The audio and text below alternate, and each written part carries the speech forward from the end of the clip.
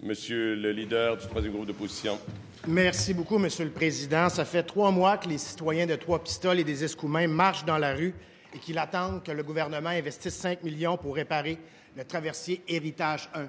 Un traversier fiable qui a donné de fiers services à la STQ pendant que le FA Gautier était sur les blocs, l'Apollo était donné pour être coulé dans le fleuve, puis le CRMA était acquis à cause des conditions météorologiques, Monsieur le Président. On sait que c'est important pour le gouvernement de relier 2 centres-villes. Mais vous savez quoi? C'est la même chose pour Trois-Pistoles et les Escoumins.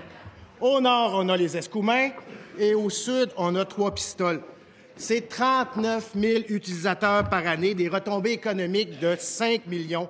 On ne comprend pas pourquoi le gouvernement refuse d'investir 5 millions dans un lien aussi important pour notre région. Alors, ma question au ministre des Transports, pourquoi attendez-vous pour la réparation de l'héritage pour la saison de 2020?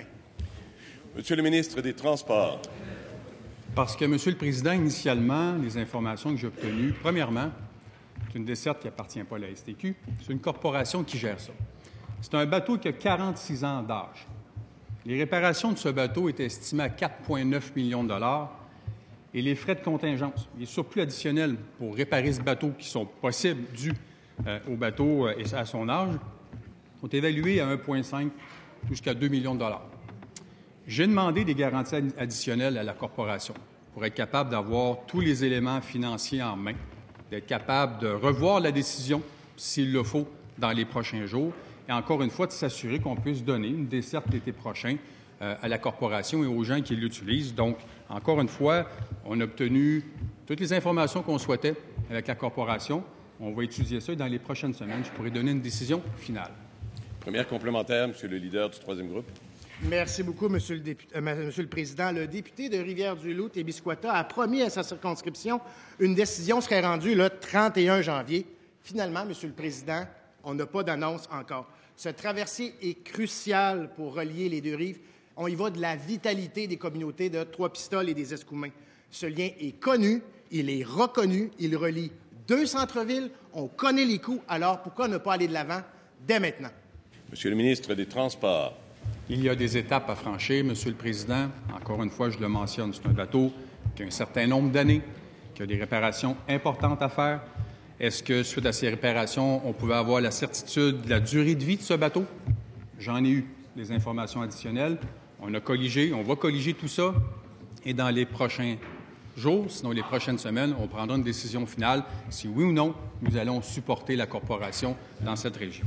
Merci. Deuxième complémentaire, la parole appartient à vous, Monsieur le leader du troisième groupe. Monsieur le Président, on a plus de précautions pour Trois-Pistoles et les Escoumins plutôt que le troisième lien du côté de Québec et Lévis. Le bateau, là, on le sait, si on met 5 millions, on a 20 ans d'années supplémentaires. On connaît les coûts, puis s'il y a des dépassements de coûts, la communauté va mettre le million supplémentaire pour s'assurer que ce bateau-là soit fiable pour plusieurs années. On connaît l'endroit, on connaît l'impact, bref, on sait ce qu'on s'en va. Pourquoi ne pas y aller de l'avant tout de suite? Il me semble que c'est clair, la ligne est déjà tracée, elle existe, elle n'est pas fictive. Monsieur le ministre des Transports. Il vient justement, le député, Monsieur le Président, de répondre à une de nos inquiétudes. La corporation disait initialement, on va peut-être mettre 500 000 $, mais les estimés nous démontraient qu'il pourrait y avoir des réparations additionnelles beaucoup plus élevées. Ce sont ces garanties financières que j'ai demandées à la corporation. Des informations additionnelles pour être capable de prendre la meilleure des décisions. Je le sais, je suis sensible à cette situation et, encore une fois, aux gens qui désirent avoir cette traverse l'été prochain. On va prendre la meilleure des décisions dans les prochains jours, sinon les prochaines semaines, mais très rapidement. Question principale.